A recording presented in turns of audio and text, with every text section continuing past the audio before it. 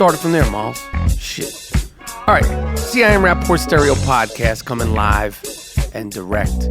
Listen, sometimes we have reasons for dropping an out-of-the-ordinary podcast. Sometimes we don't. Okay? Today, there's no reason, there's no excuse. It's just a brand new I Am Rapaport Stereo podcast coming live and direct from the Gloom Tomb. Okay? We have special guest icon, true icon of all things that have to do with anything that's in the world of hip-hop from the Rock Steady crew. My main man, Crazy Legs from the Boogie Down Bronx, one of the creators of every single thing that has to do with hip-hop. He's been boots on the ground, doing real work in Puerto Rico since the storm hit. Talk to him about that, everything he's seen, everything that he's witnessed, going down to Puerto Rico multiple times since the hurricane with support of Red Bull. Plus, it's Crazy Legs Rock Steady crew. We got to get some hip-hop stories, all right? This guy was there from the beginning of the beginning. So we got the great Crazy Legs, the icon, and I don't use that word often, the legend from the Rock Steady crew, coming up on the I Am Rapaport Stereo podcast. Also got G Moody, last name rhymes with duty, and I'm going to go solo on that ass. All that and more on a brand new, hard-hitting, sloppy Steve Bannon, Dick Stain, Donald Trump, Golden Globe discussing, LeVar Ball disgusted, hard-hitting, smash mouth I Am Rapaport Stereo podcast coming up next. Stay with me.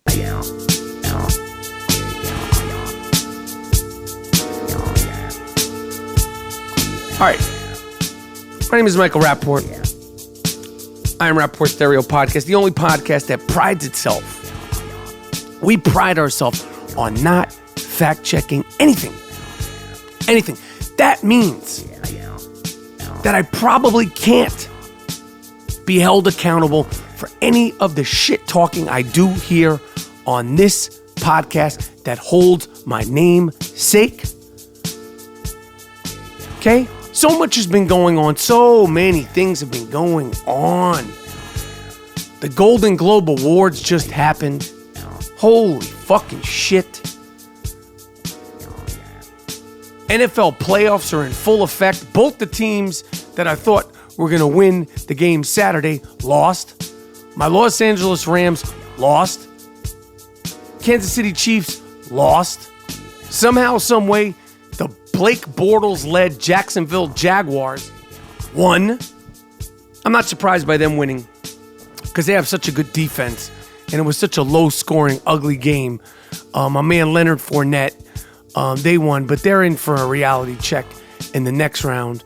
And the New Orleans Saints, they won. They won a tough game. It was looking like a blowout, and then Cam Newton started to do his thing. Christian McCaffrey started to do his thing, but inevitably, the New Orleans Saints won. Of course, if you haven't heard the Sean Payton interview, the New Orleans Saints Sean Payton interview, I Am Rapaport Stereo podcast from just a few weeks ago, I strongly advise you check it out. I know there's new listeners of the podcast all the time. If you love football, that was an iconic episode. Already five mics. It's been given 5 mics. One of the best podcast episodes ever. But the NFL playoffs are underway. The shit's going down. The New England Patriots, I advise everybody right now, stop. Stop what you're doing because I'm about to ruin. Stop trying to make some shit up. Whether they have drama, don't have drama, whether Belichick, Brady, and whatever the fucking owner's name is, whether they hate each other, it doesn't matter. It doesn't matter. They're throwing around rumors that Bill Belichick is going to leave the New England Patriots and come to the New York Giants after this season, and they all hate it. It doesn't matter. Okay? They can't be stopped. Tom Brady's 40 and may have played his best season ever. This year, the motherfucker's 40. I'm starting to think he's on some robot shit. He's got no sense of humor. He's got that wide jawbone, that incredible chin, those deep set eyes. He looks like a fucking cyborg. Okay, and he's starting to play like one and behave like one. He's 40, playing quarterback at a high level. When he gets hit, he doesn't really get hit. You can't put hands on him. And I'm not getting involved with all this gossip in the playoffs. I want them to lose just as much as anybody else, okay? But don't add fuel to the fire. The next round of the playoffs looks like this. The aforementioned New Orleans Saints, my guys, love that fucking team, okay? My guys, the New Orleans Saints will be playing the Minnesota Vikings in Minnesota. Considering going out there, but those are one of those flights. That's one of those flights going from Los Angeles to Minnesota where you need to go up there with your bootstraps tightened and a mouthpiece in your mouth. Because I don't care if you're in first class or business class or coach. If you fly Los Angeles to Minnesota, that's one of those flights that shit could pop off on. Okay? So I'm considering going to watch that game, but the weather and the fact that I don't want to get into a fisticuffs on the way out there concerns me. But it may or may not happen. You might see me at the Minnesota Vikings New Orleans Saints game rocking an Archie Manning jersey. Okay? It could happen. The Atlanta Falcons, who beat the Los Angeles Rams, my Los Angeles Rams, my man Jared Goff, I wanted them to win. They're playing. So you got Minnesota playing New Orleans in Minnesota. You got the Atlanta Falcons playing the Philadelphia Eagles in Philadelphia. In the AFC, you got the Tennessee Titans playing the New England Patriots. Okay? And the Jacksonville Jaguars are going to go to Pittsburgh and get their ass spanked by the Pittsburgh Steelers. Okay? That means there's 8 teams, then there's going to be 4 teams, then there's going to be 2 teams, there's going to be a Super Bowl. Okay? Then Justin Timberlake is going to go out there, do what he does, and then, it's almost coming to an end. I've been doing fantasy football Sundays for the last 17 weeks straight. I love it, but I needed a fucking break. I'm glad it's over. Even the dingo, even me, the Gringo Man Dingo, senior fantasy football analyst, soon to be executive senior fantasy football analyst, needs a break too. Hashtag I need a break too. What else is going on? This is major news. Now, we talked a bunch last week about Dick Stain Donald Trump. We talked a bunch last week about sloppy Steve Bannon. And then Donald Trump, some point during the first week of January 2018, came out when they had their big breakup, which apparently now they're back together. This is how you know these are 2 bitch-ass motherfuckers, by the way. And I'm going to get to that in a second. Because they talk shit in public, and then out of nowhere, they're back. Oh, we love each other. We love each other. Like 2 bitch-ass marks. Donald Trump and sloppy Steve Bannon. Sorry, Dick Stain Donald, sloppy Steve Bannon. But when I heard Dick Stain Donald Trump refer to shit stain Steve as sloppy Steve, I said, that sounds familiar. Okay? I said, that sounds familiar. And I talked to the people closest to me, my wife, the I Am Rapaport Stereo podcast team, G. Moody, Miles, Jordan, young shooter. And I said, did I ever call Steve Bannon sloppy Steve? Because I feel like I would call him that. Now, it's not the most totally original name, but when you look like a piece of shit, like Steve Bannon, when you look like him, when you present yourself the way he presents himself, it's just easy. That man's name is sloppy Steve Bannon, or that man's name is shit-stained Steve. Whatever floats your boat. Okay, and right away we couldn't figure it out. We were like, we the whole team, whole crew, whole I Am Rapaport Stereo podcast conglomerate was like, it sounds familiar. Boom! We found that, you fuck. On January 30th, 2017, on this I Am Rapaport Stereo podcast, episode number 254, January 31st, the year of 2017, almost a year to the day, at the 28-minute mark, approximately 45 minute mark, 28 minutes, 45-ish seconds into episode number 254, I was the first to refer to Steve Bannon as Sloppy Steve Bannon. Please play the fucking tape, Miles. He's got this guy, Steve Bannon, 2017's most famous white person with absolutely no lips. Keels, right. Please send this guy, Sloppy Steve Bannon. We're starting a Twitter site called Sloppy Steve. Dude, this guy makes me look like a fucking fashion icon, dresses like a homeless person that escaped a methadone clinic. Sloppy Steve Bannon. He's Trump's chief strategist. He's lashing out at the media, calling the press, saying they should shut the fuck up. They should be embarrassed and humiliated. No, you shut up, Steve Bannon. You sloppy, no-lip having animal, you. Boom, you fuck you. There you have it. There you have it. Now, Donald Trump, you fuck. Do you want us to send you a Buttersoft I Am Rapaport Stereo Podcast t-shirt? Because obviously you're listening.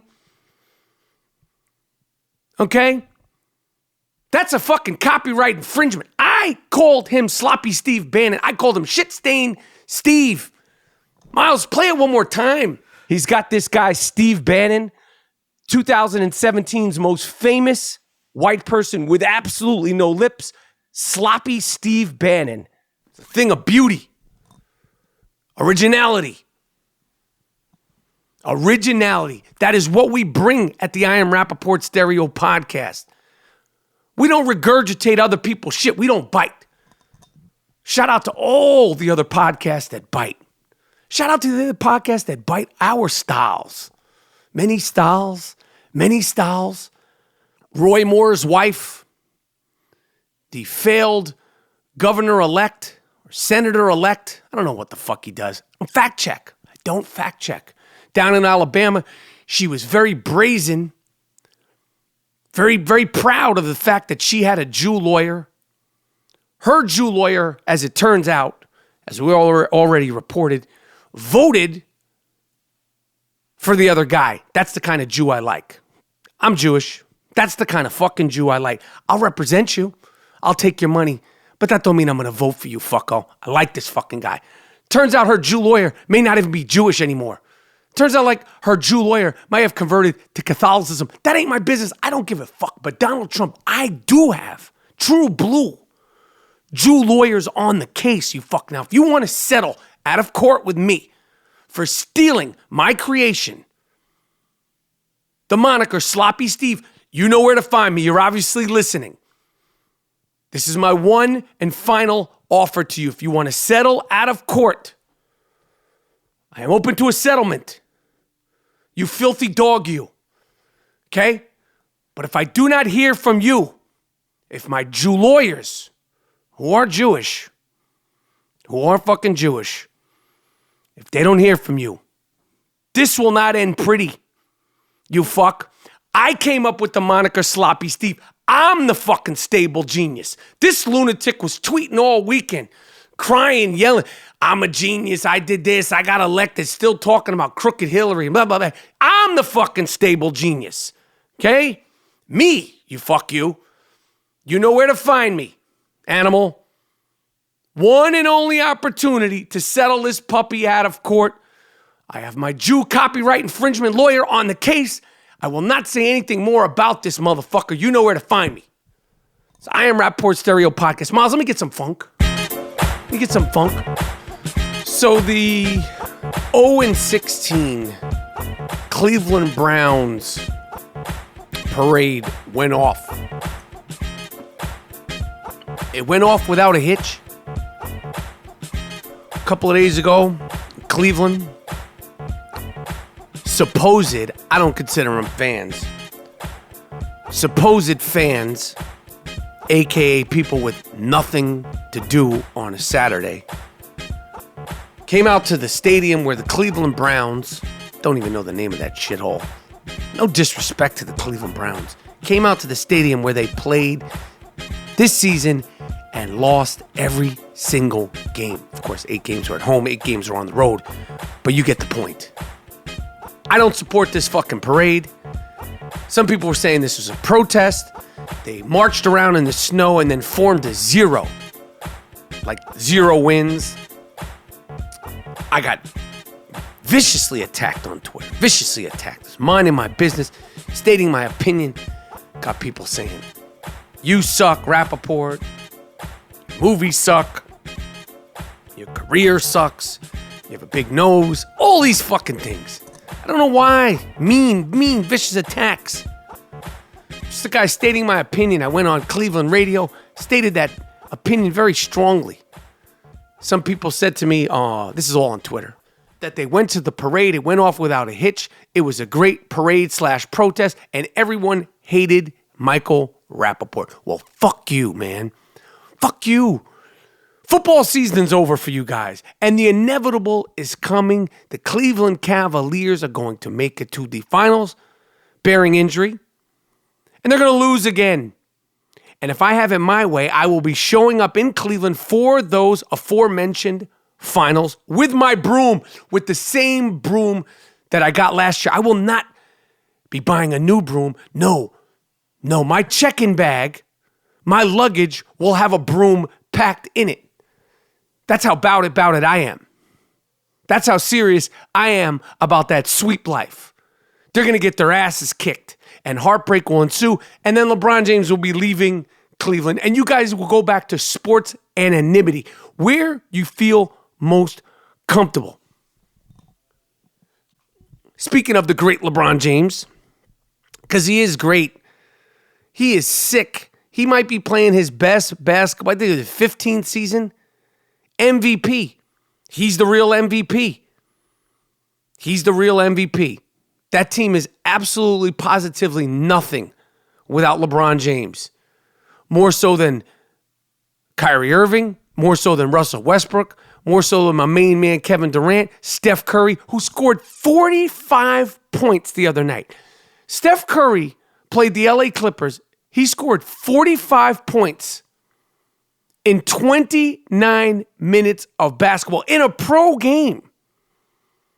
Yo, you have to think about that. 45 points in 29 minutes is off the chain on a Saturday versus the Clippers in LA. Like he was going to get ice cream. 45 points. And like a guy scoring 45 points is usually a big deal. When Steph Curry scores 45 points, you just, yeah, like that. Literally like you got an ice cream. A good ice cream cone, but you think that much about it. Barely twice. What was I saying? LeBron. He was at a basketball game the other day in Orlando. I don't support this behavior. I like to talk my shit from afar. I don't like to be disrespectful at the games. I think it's disrespectful. Showing up to the broom, minding my business, not offensive. Okay? Not disrespectful. Taunting, yes. Okay? Harassment? I don't know. But 2 fans in Orlando showed up with shirts, T-shirts that they had made up with LeBron James's mother, hemmed up, wrapped around, arms wrapped around. These are, of course, Photoshop shirts with Aaron Gordon, Orlando Magic star, high-flying, high-dunking Aaron Gordon. I don't support that kind of behavior. I don't support it. I would never do it because my shit-talking ain't personal. It's business, to quote the great Michael Corleone.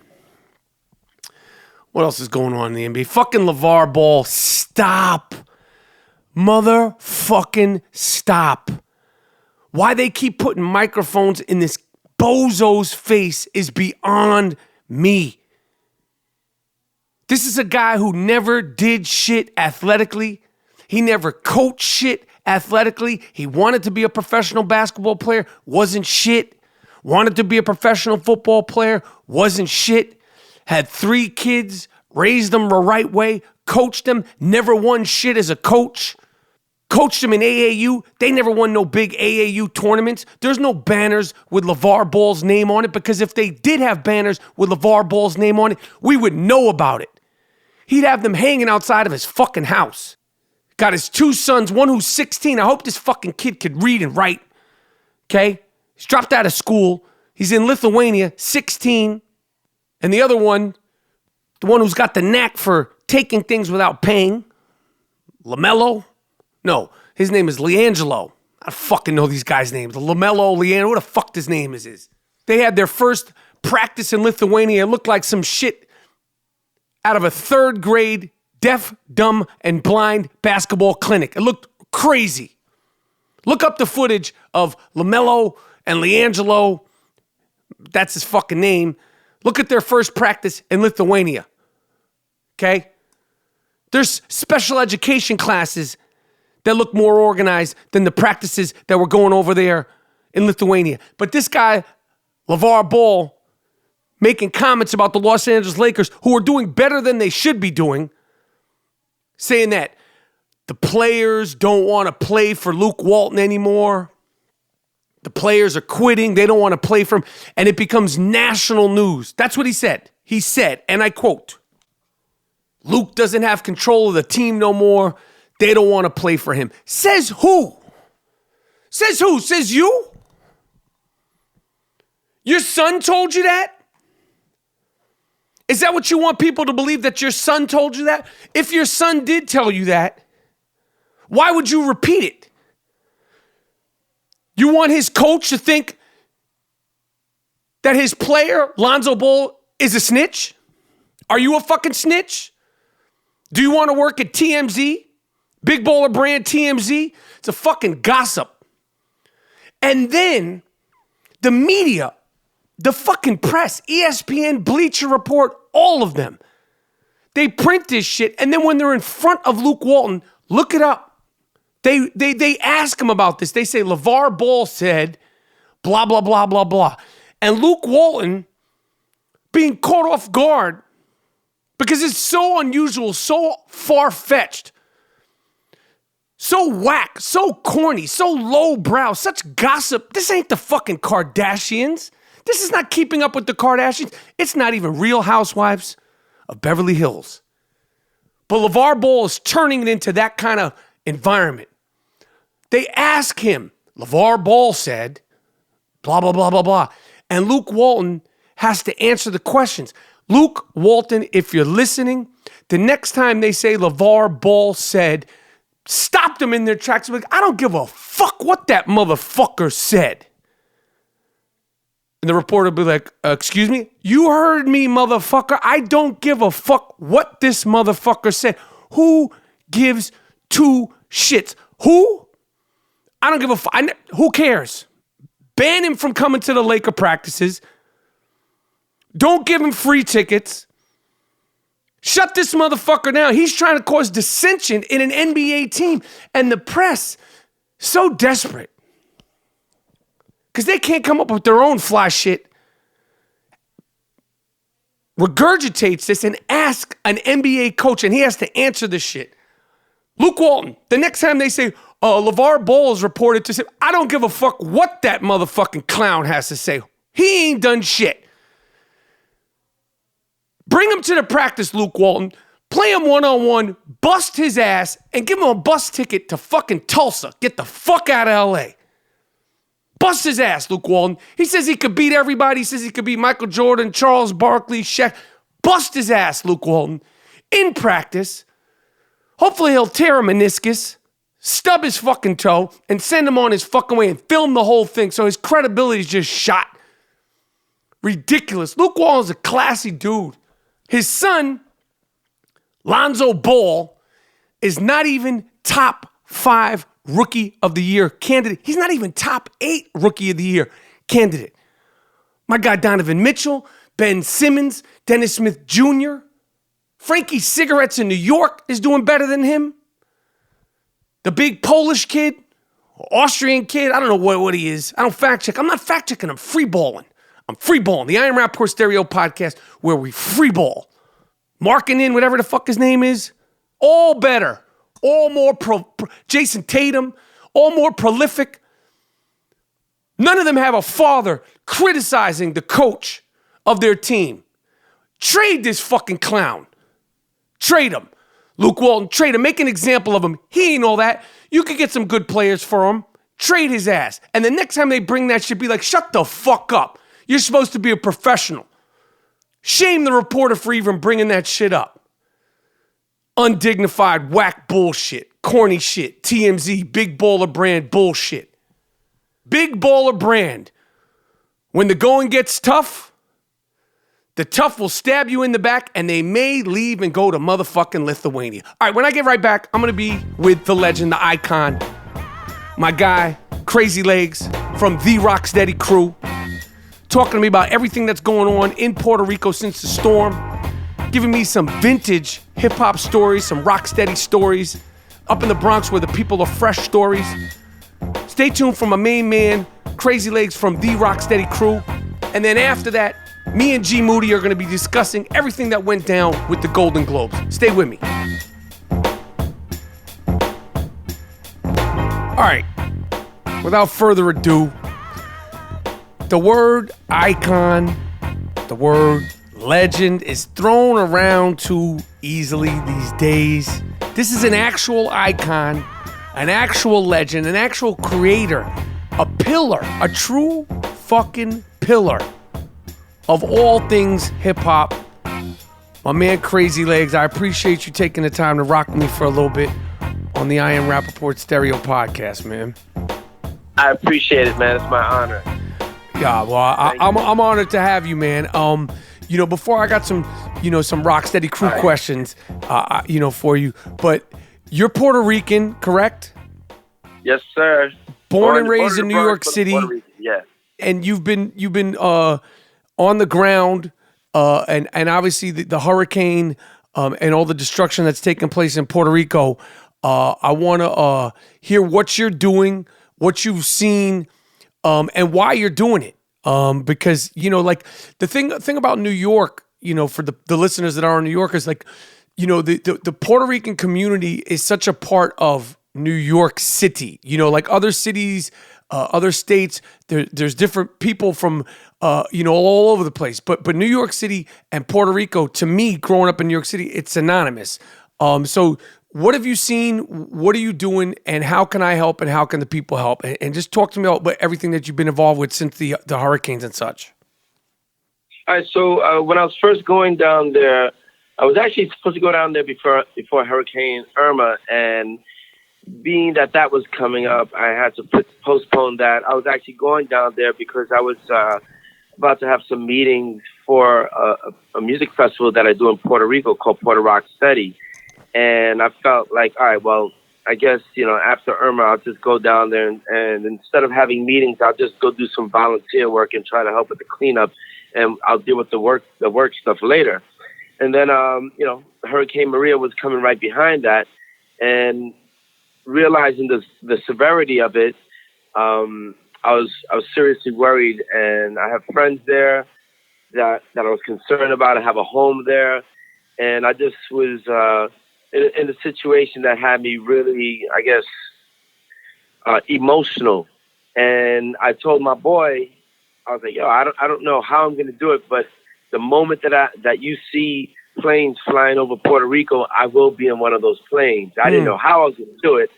And fortunately, one day I was actually in Holland when the hurricane was happening, and I was at an event. And a lot of people kept, how it is. People come up to you, autograph, photo, all this other stuff, especially when you're at an event.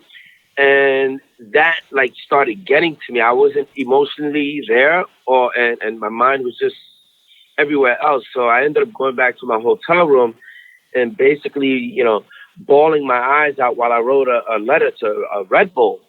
And I was basically pleading with them, begging with them to help me help my people.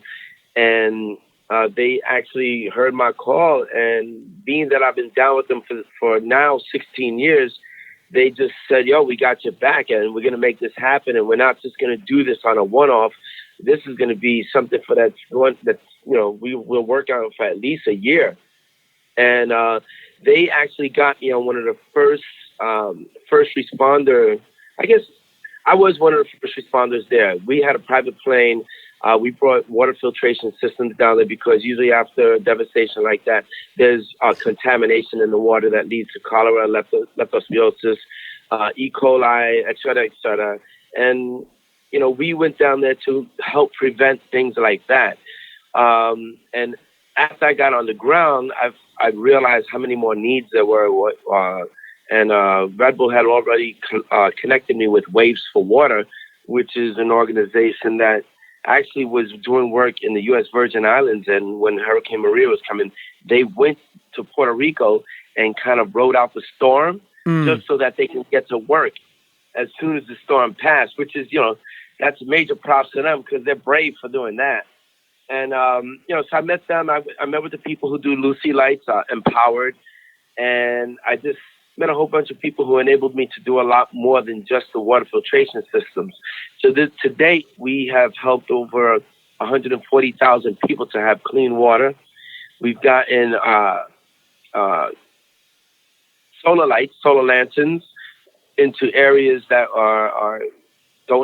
basically don't have power, or we got them to communities that are of the deaf community and hard of hearing. And we just so that they're able to communicate when the lights go down or when the sun goes down. And, we just started doing things that we felt were necessary, whether it's making donations towards the reforestation of Puerto Rico and agriculture, and also supporting the Boys and Girls Club to start going in the direction of having solar panels so that if there is something that happens down the road, they'll be prepared to have a safe space for kids. So what have you seen? Like, what has been, the hardest thing you've seen? What has been the greatest thing that you've seen? Like, what have you seen with your own eyes down since the hurricane? The first thing that I saw was, oh man, I had never seen like a whole bald island like that. It's like a bomb drop. Everything was brown.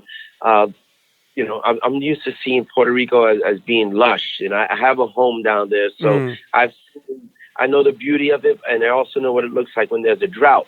And this is just something that I had never seen before, and it was pretty bare. And I was, it was heartbreaking. For me, it was very emotional.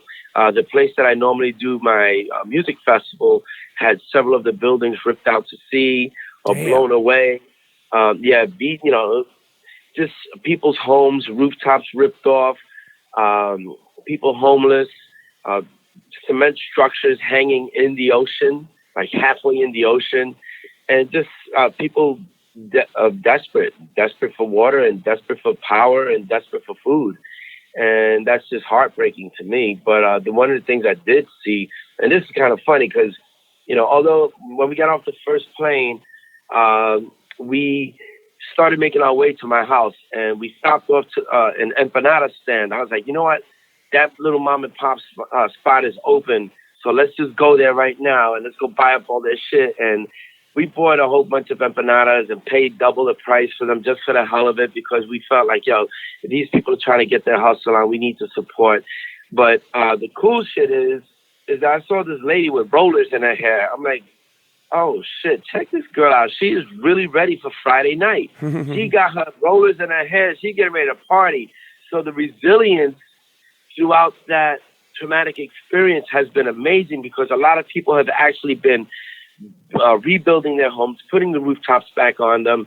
And also, even when it came to the airport in Aguadilla, FEMA had no hand in helping that airport to get back on its feet. It was the airport community and the local handymen and women that put the airport together. So when that airport was put together, and FEMA basically told them, look, you have to secure this airport in order for any kind of supplies to come down here. They said they'd do it in 5 days, and then they ended up doing it in 3 days. And still, FEMA did not have a plane, or the U.S. government did not have a plane land with supplies until 2 weeks after the airport was already fixed. Damn. So it's some bullshit. So the thing is that same airport is the airport that I landed in. And I was there before FEMA and the president. And the president never even made it over there. So, he didn't make it to the west side of the island. But we were there. I made connections with people over there. We were able to get about 900,000 pounds of supplies over to the west side, which when no one else was dropping supplies there. And we just been able to kind of like have a modern day underground railroad happening, and we've taken it upon ourselves. Just it's funny. I went there as a Puerto Rican, but I left there a human being, man. So it became bigger than just being Puerto Rican. It was just on a human level. This is some shit that we had to do, and we needed to get our hands dirty and make sure that we do it because we can't sit around waiting for the U.S. government to do it because they were doing a horrible job. The local Puerto Rican government was doing a horrible job. So we were like, hey, this is going to be a for the people, by the people kind of thing. All right, and where could I donate, and where can other people donate and find out more information going forward? Yeah, so we started a fundraiser, a GoFundMe, and actually we're forming a Rocksteady for Life Foundation at the moment. But the fundraiser started off with a $10,000 goal, and up to date, we've raised over between the GoFundMe and other sources over $156,000.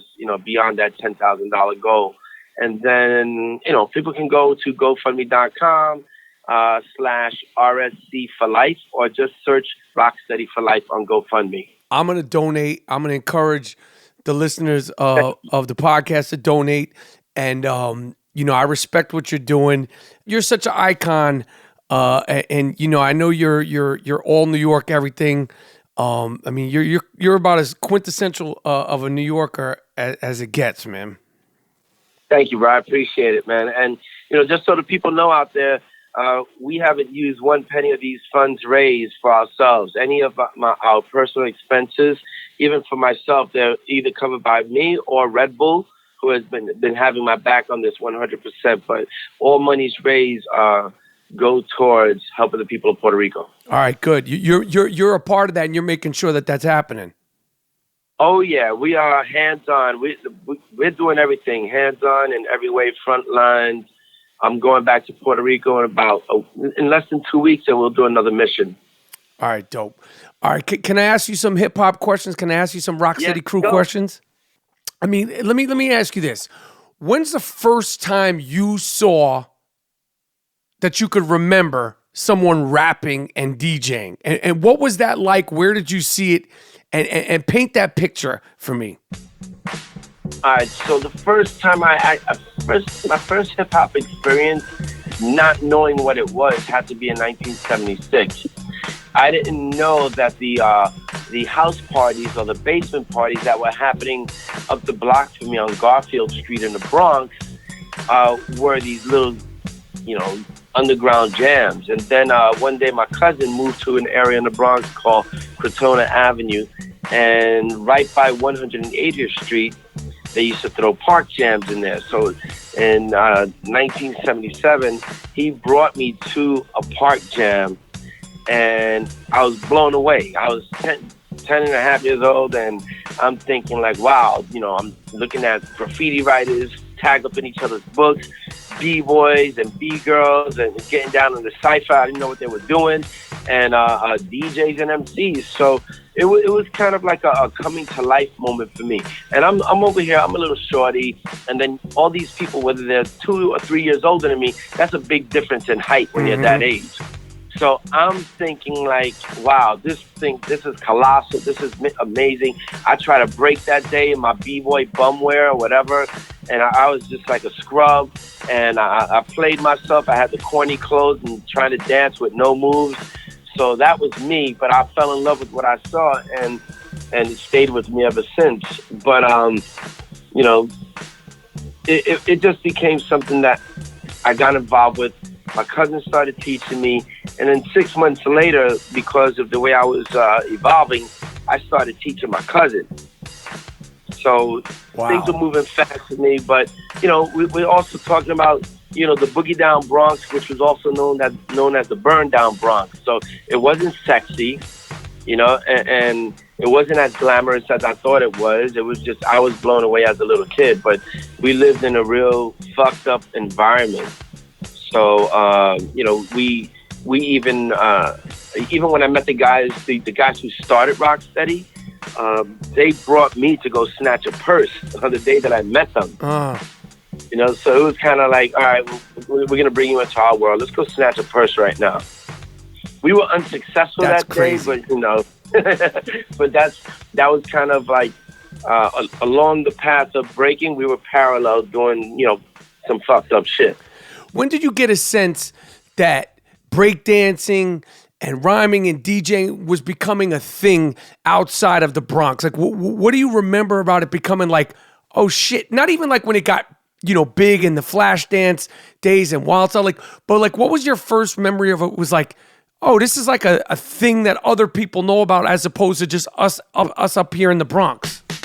Well, anyone that knew about it, it happened because, well, look, you had your Flashes and all these other people who had it. In 79, they had their record deals, Curtis Blow, but they weren't presenting hip-hop. They were presenting rap.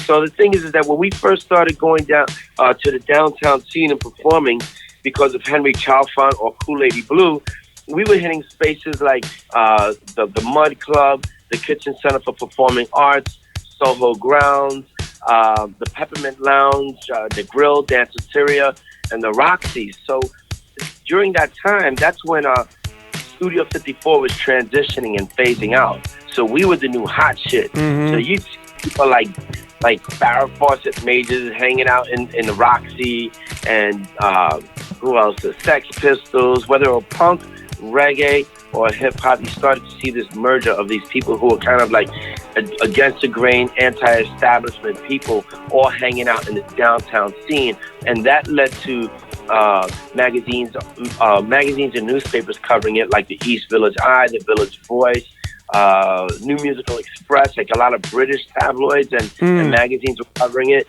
and that's what led to this whole wave of hip hop to start going on tour. But for me personally, I'll tell you, all that stuff, we did that, and it's something that we never tried to chase. We weren't chasing an industry. We were just trying to get some ghetto fame. But after we had done some promotion for Flashdance, and this is already 1983, we've already been on tour already. I'm sitting in Hawaii, in Waikiki, and there's this white man comes up to me in his Dockers and blue shirt, and he sits next to me. He's like, "Hey, weren't you on David Letterman's show?" And I'm like, "Yeah." And in that moment, I was 17 years old, and I'm thinking, "Oh shit, man, I'm kind of famous." Yeah, you know, now it's like beyond ghetto fame. That's when I first realized that there was a serious impact. And you know, we already done like Lincoln Center and all these other places, but when you're 6,000 miles away and someone comes up to you and says they know who you are, and you're 17 and it's 1983, like, damn. That's crazy.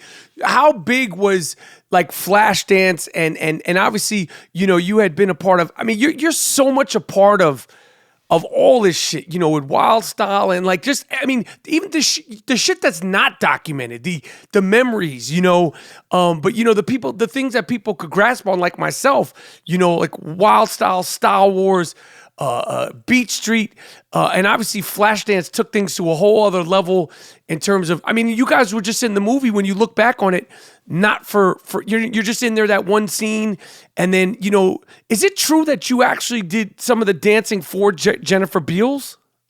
Yeah, at the end when she's doing the audition, I just do the backspin. So I had to wear a leotard and tights and a wig and trapezios. And you know, I think the worst thing about that for me was that, you know, I was 17 years old and I'm thinking like, fuck, man, I'm just growing a mustache and now they want me to shave it off. And I'm Puerto Rican, a little machismo thing going on. And so I think I was disturbed more by that than anything else, because that felt like, damn, I shaved this. It's going to be harder to get girls because all my boys got mustaches. That's funny. Dude, so but when Flashdance blew up, and I was 13 at the time, and you know, that's when things, you know, sort of encompassing it. Run DMC was out, and you know, it started popping off. Like, but at that time, like, how crazy did it get? And like, were you going all around the world at that point?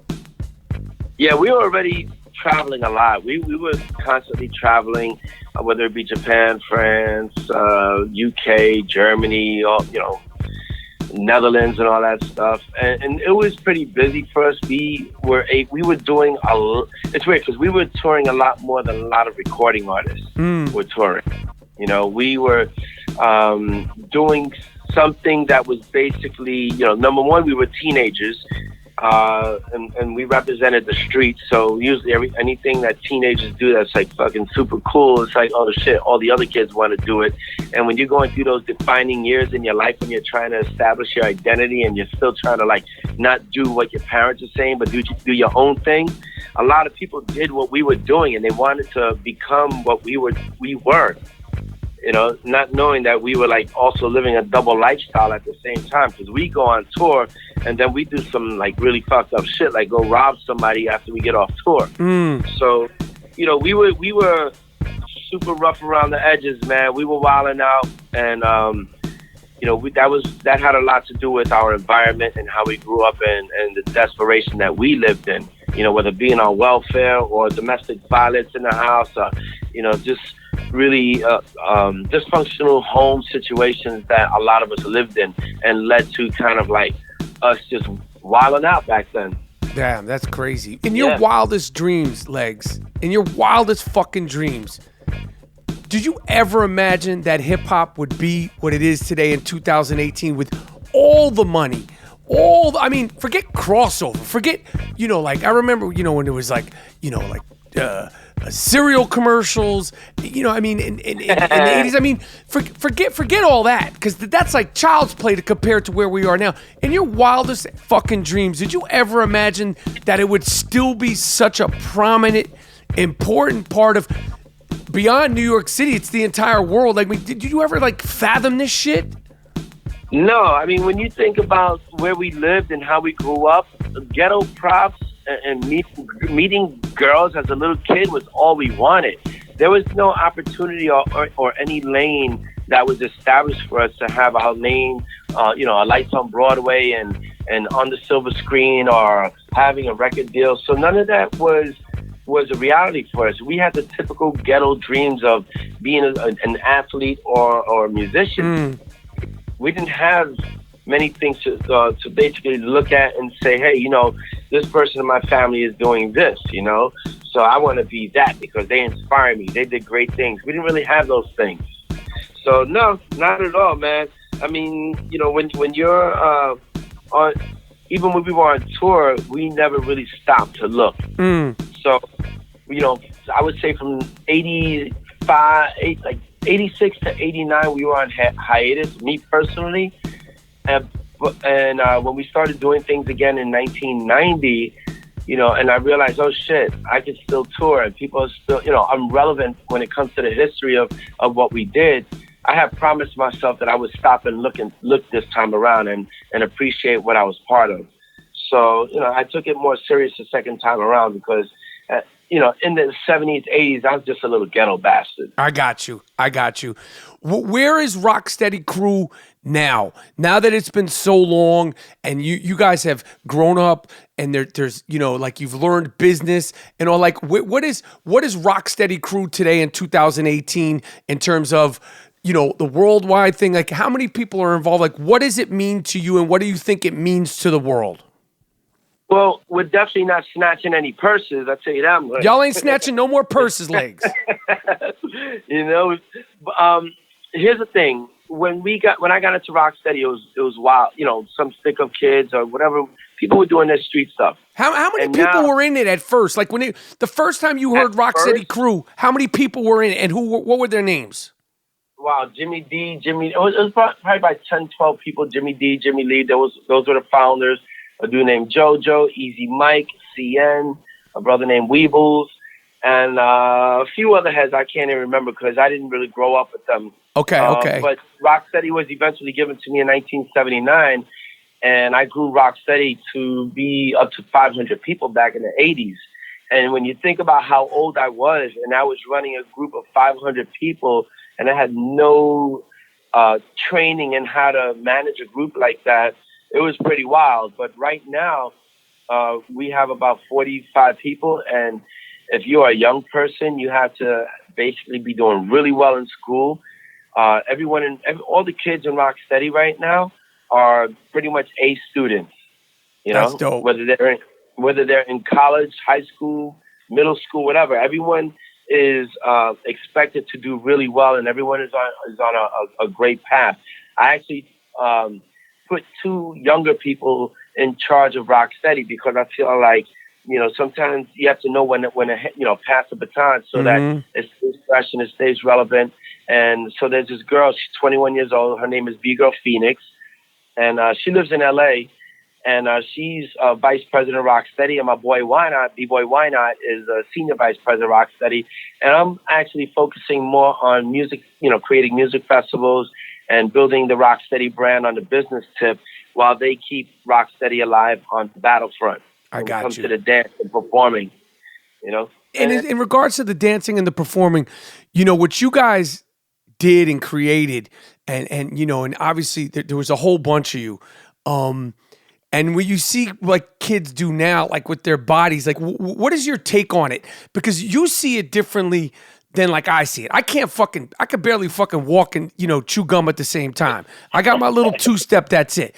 You know, I can't break dance, I can't up rock, I can't nothing. Yeah. But when you see what people could do with their bodies and the flips and the craziness, and like, what is your impression of it just as a dancer and somebody that's so integral to creating this stuff?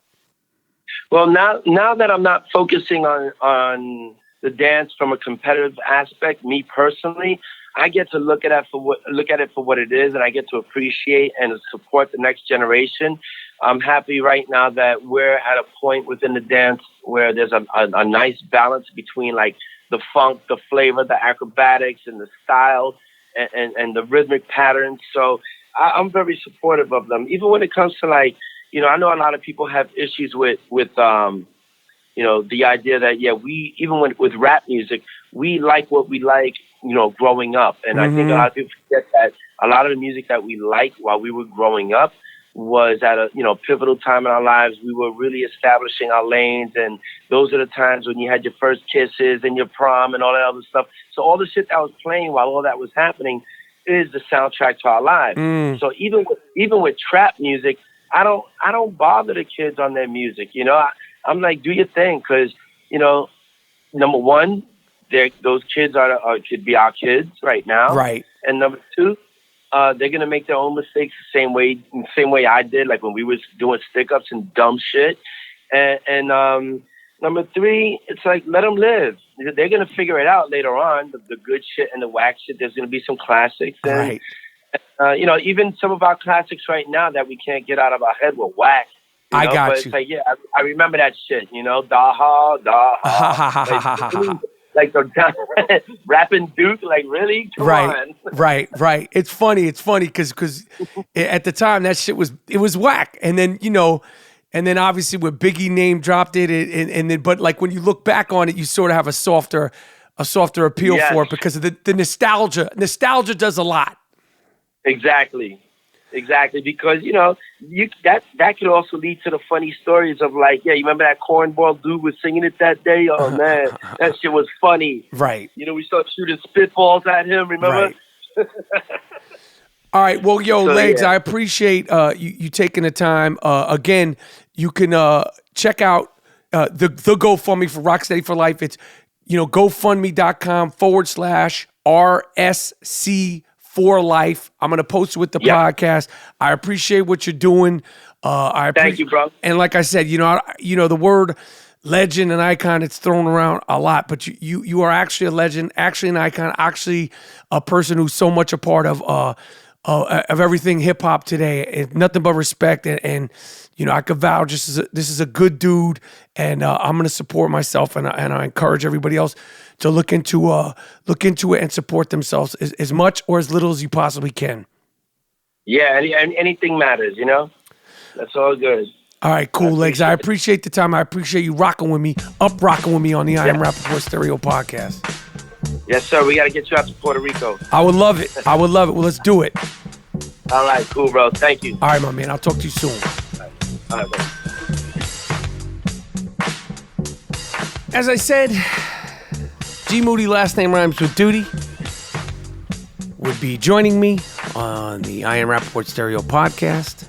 I had a great interview with the icon Rocksteady Crew, Crazy Legs. Icon. I mean, listen, if you don't know who Crazy Legs is, you don't get shamed here. Just look it up. Look up the Rocksteady Crew, Crazy Legs, because I implore you to know about the history of all things hip hop. But now I'm with the three-peating champion, the man who won back-to-back podcast co-host of the year. Couldn't be on the whole podcast with me today. He was flying East Coast to West Coast. Had a tumultuous time getting from the East Coast to the West Coast. Isn't that right, Mr. Moody? Yeah, JFK is in tatters. They won't even give you your fucking bags. They can't give you your bags out of the fucking baggage claim. They just put them out. If you go out, you'll see luggage all over the floor. Why? But is this shit frozen? Yes. And you have to pick yours. You have to pick it out. You're not a big TV guy. I don't think we've ever discussed an award show in full. We're not going over the awards. Listen, at the end of the day, I think this was a very successful Golden Globes award show. Oprah Winfrey shut it down. Almost brought me to a tear. Oh, yeah? Almost brought me to a tear. Her speech about her life and her struggle and everything that, got her to getting this, Lifetime Achievement Award. Again, we don't fact check here at the I Am Rapaport Stereo podcast. But she won basically the Lifetime Achievement Award. And she gave a great speech. And it was cool. I have to say, friend, co-star of the movie Beautiful Girls. I love her. I didn't really like what my girl Natalie Portman said right after Oprah Winfrey left the stage. Oprah gave her speech, standing ovation. People are crying. People are excited. Obviously it was very pro-female, as it should be. She exemplified and articulated every single thing with the bringing the attention, the hashtag Me Too. All of that to the attention. And then the next thing that was said was by my girl Natalie Portman, who I won't disrespect because I love her. But her comment right afterwards, she was doing the Best Director Award, and she said the all-male nominees are, and I'm like, yo, see, Oprah wasn't doing all that. Right. You're disrespecting these people that put their work up there for no reason. Right. That's discrimination. You're discriminating. She was like saying, oh, it should be. Listen, I don't know all the movies this year, and I don't know who got left out, who didn't get left out, but they're not going to give the awards based on gender or race. This year, if it's all male nominees, it's all male nominees, and that's okay. Yeah. Like, what were they supposed to do? Like, oh, we got to make sure we give 2 women, 2 men. One of them has to be black. Another one has to be Asian. Right. You can't, like, for her to say that after Oprah, who was very open and very loving towards everybody, I just thought it was in bad taste. Right. It's on the merits of your work. If they happen to be men or if they happen to be women, all women, it's okay too. Plenty of women won awards all night. Right. The best director of a TV show was a woman. The point is that, listen, Oprah was great. I still don't know what Stedman does. Is that her man? Are they married? Yo, I don't know what Stedman does. He don't speak. He just be chilling and shit. Like, he's been chilling for like 35 years in the cut. Like, what's your deal, Stedman? He's a kept guy. All he got to do is just lay the pipe. He don't say shit. He's never out anywhere. He's a kept guy, and his job is to just lay pipe. There you go. There you go, bro. He knows that. Right. There's no shame in it. That woman is a billionaire. I'd do the same shit. There you go, my man. That's my man right there, G Monetti. G Moody, last name rhymes with duty. Right. So overall, I think that the point was made. I think it's going to be, obviously there has to be follow through. It's all good to bring people who are lifelong activists to the award show. What did you think of them bringing the activists to the award show, Mr. Moody? I'm sick of it. Every year, it's some porn that they put out here. Every year, I tune in. You said I'm not a TV guy, but I am at certain times because I do like these award shows sometimes. I like to see the glamour, the glitz, and all that. But I'm inundated with people with their platforms. Get the award, thank your family, and get the fuck off stage so the next person can get the award. I want to see what the show was designed for, to celebrate the arts, to celebrate great works. Now it's this Me Too. Next year it's going to be hashtag, oh, you forgot about me. Listen, I want to see the awards. I don't want to hear, of course, the sexual assault shit is terrible, of course.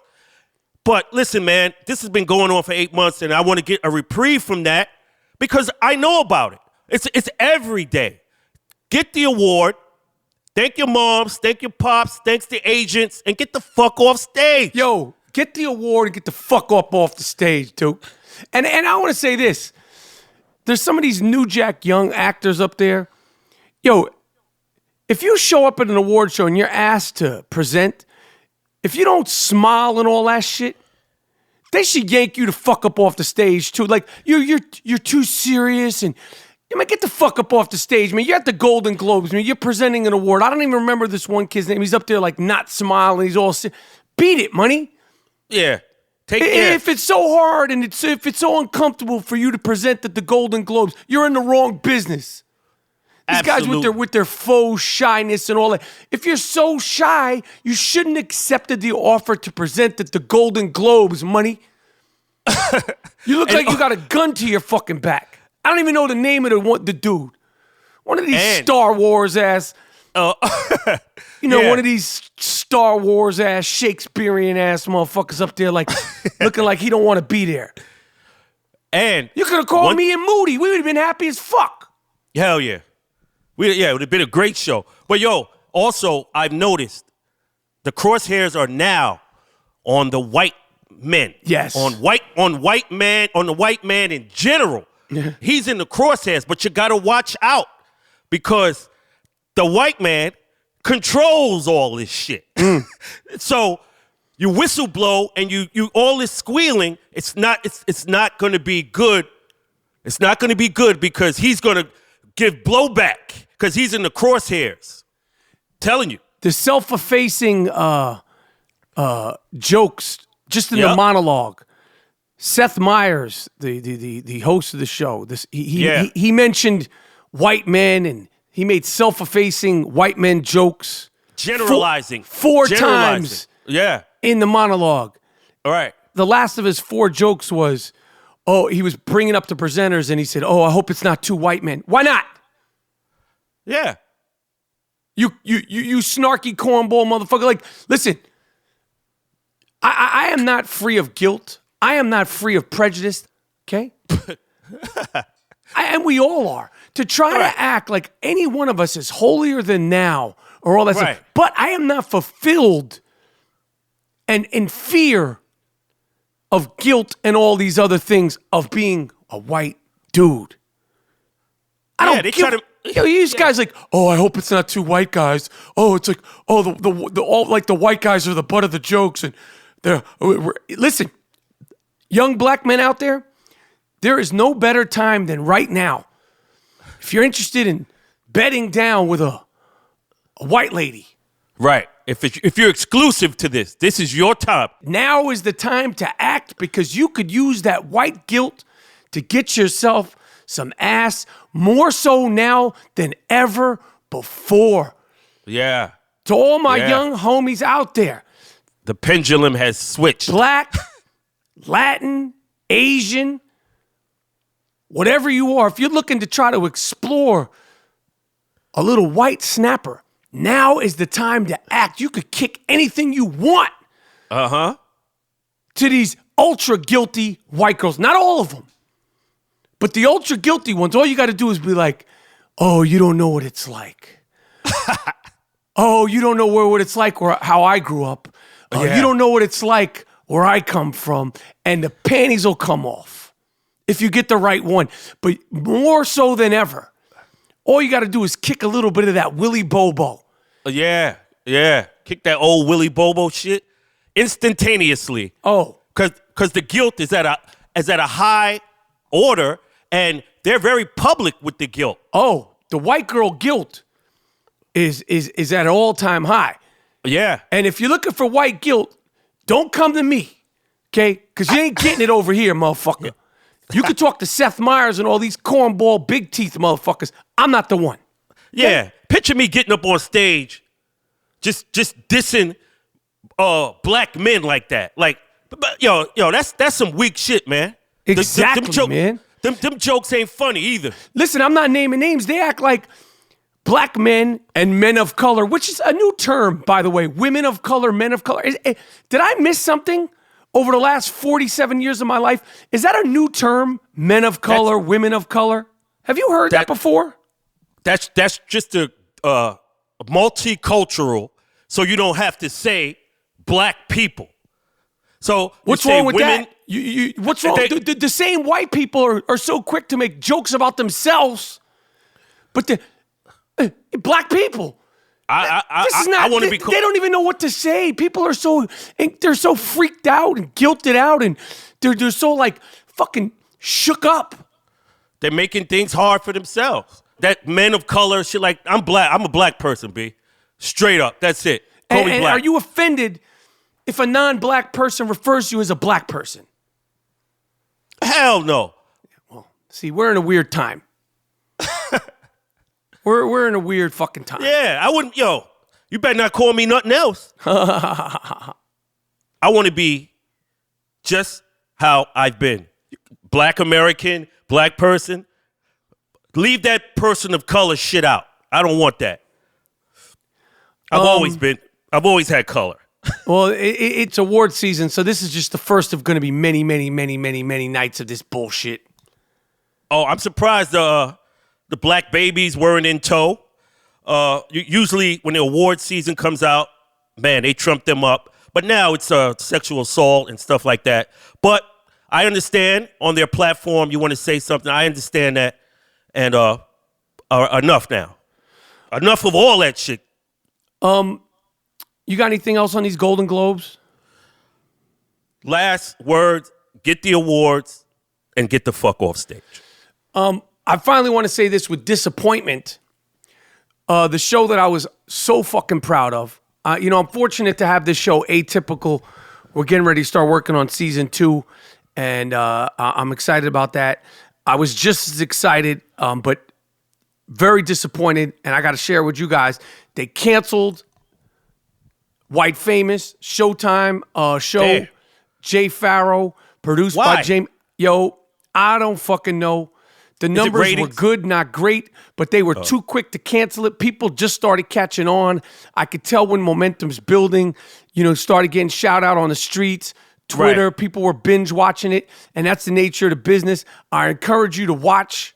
If you have Showtime or Showtime on the go or whatever the fuck you got, you should watch it. The show's dope. But they shut us down, and that's part of the business, man. And it's they don't give you reasons, it all comes back to numbers. They say, the ratings. So whatever it is, and the people that saw it loved it, and the people that continue to see it will be like, why the fuck would they cancel it? The shit was funny. Right. It's all good. All right, listen, we just dropped this episode because we love dropping episodes. Moody, I'm glad you're back in New York safe.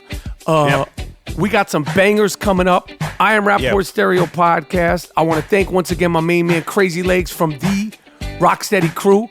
G Moody, last name rhymes with duty, is back safe out of the friendly skies. And the I am Rapaport Stereo Podcast is going to keep on keeping on. Peace.